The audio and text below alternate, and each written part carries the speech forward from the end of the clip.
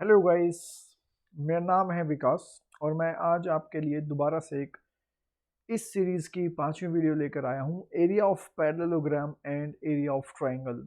हम एक सीरीज़ चला रहे हैं जिसमें वेक्टर के मैं सभी सब टॉपिक को कवर कर रहा हूँ। जो जो बच्चों को दिक्कत आती है अमूमन उनको जितने भी जैसे यूनिट वेक्टर में दिक्कत आती है मैंने वो भी करवाया है, प्रोजेक्शन में दिक्कत आती है, डॉट प्रोडक्ट और क्रॉस प्रोडक्ट में डिफरेंस क्या है वो भी मैंने आपको बताया है।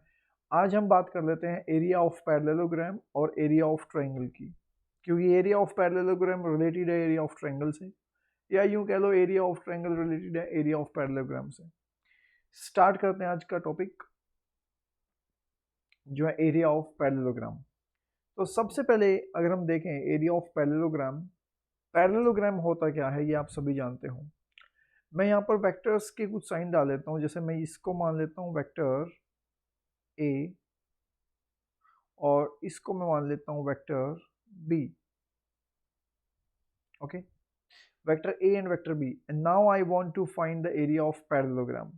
हम सभी जानते हैं अगर ये रेक्टेंगल होता, खाली रेक्टेंगल, तो लेंथ इंटू ब्रेथ इसका क्या होता है, एरिया आता है, लेंथ इंटू ब्रेथ।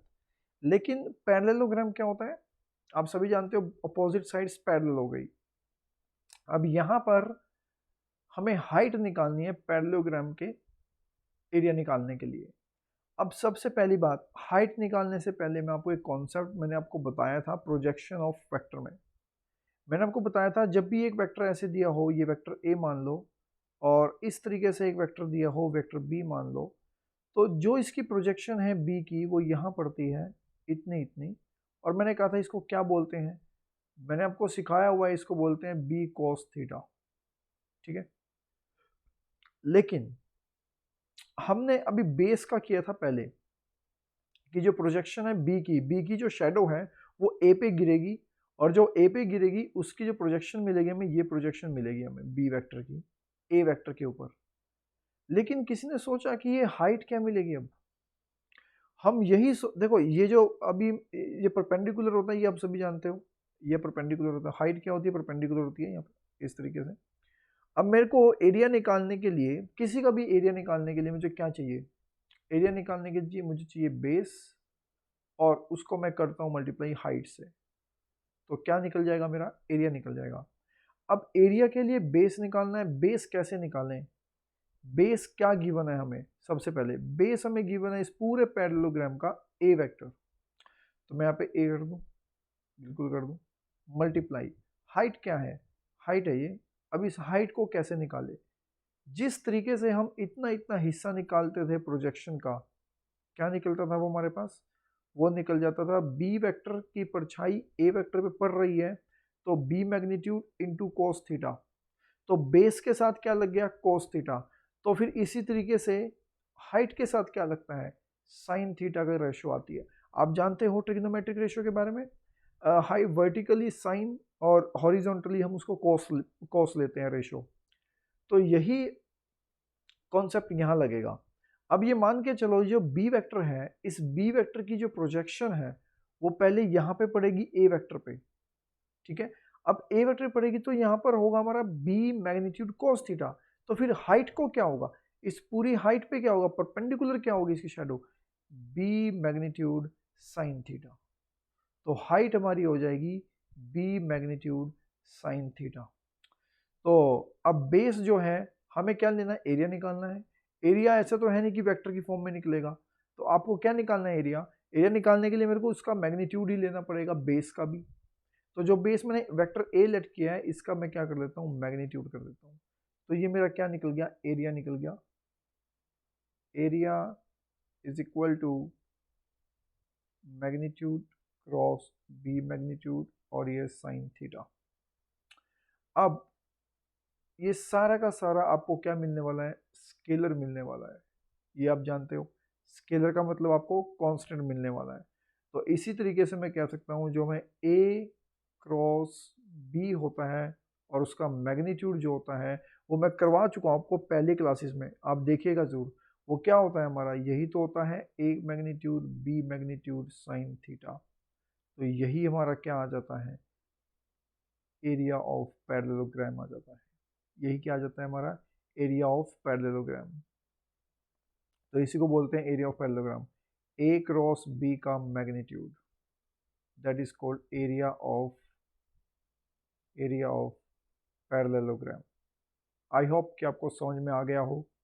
नहीं आया हो तो मैं एक बार और बता देता हूँ, इसको मैं विजुअलाइज आपको करवा देता हूँ। कैसे?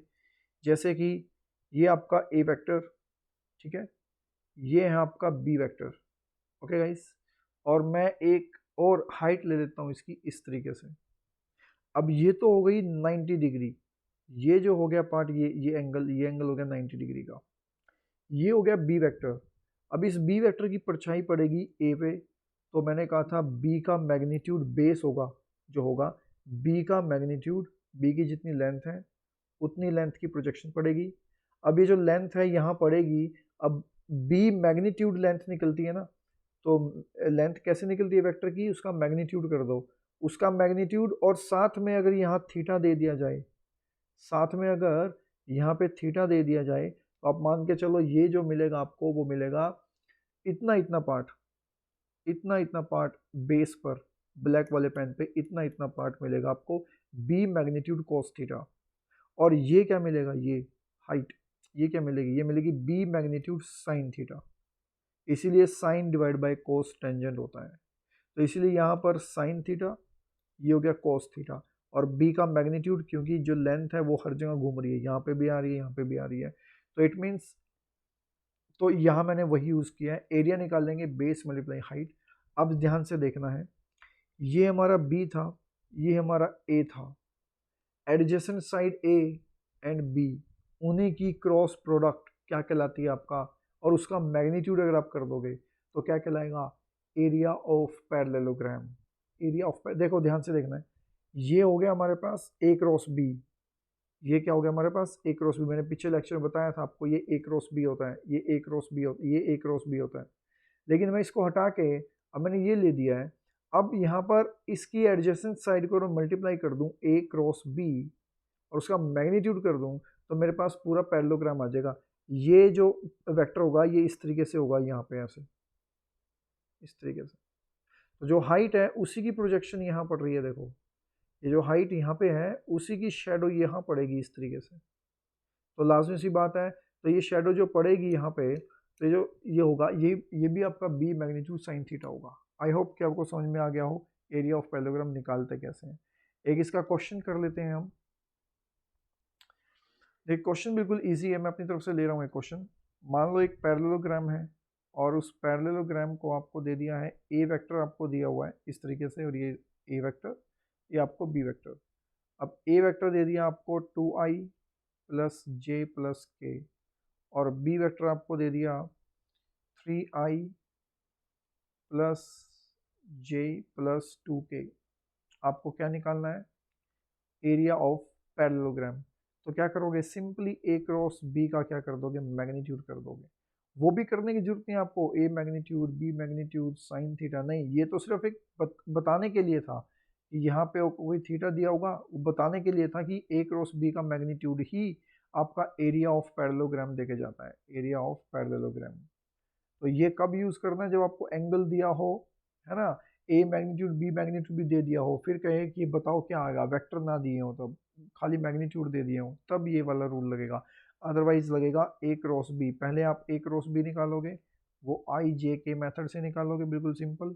और इसके जो कंपोनेंट है 2 1 1 वो यहाँ लिखे जाएंगे 2 1 1, और इसके कंपोनेंट 3 1 2 वो यहाँ लिखे जाएंगे 3 1 2, और इसका जो क्रॉस प्रोडक्ट आएगा वो आएगा, ये छोड़ दो, ये छोड़ दो, 2 minus 1, it means 2 minus 1 I cap minus J, और ये छोड़ दो, ये छोड़ दो, 4 माइनस 3 1, और फिर प्लस के, छोड़ दो, छोड़ दो, 2 minus three that is minus 1। अब आपको डिटर्मिनेंट तो आ ही जाना चाहिए, तो i माइनस जे माइनस के, ये आपका क्या निकल गया, ए क्रॉस बी।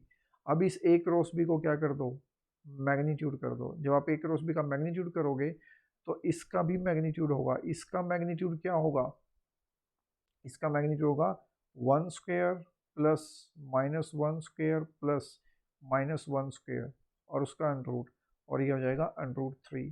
तो ये हमारे पास क्या आ गया, एरिया ऑफ पैरेललोग्राम। जो भी दिया हो यूनिट में वो यूनिट लगा देना। तो that is called area of parallelogram. I hope कि आपको समझ में आया हो। थैंक यू सो मच, मिलते हैं फिर नेक्स्ट वीडियो में।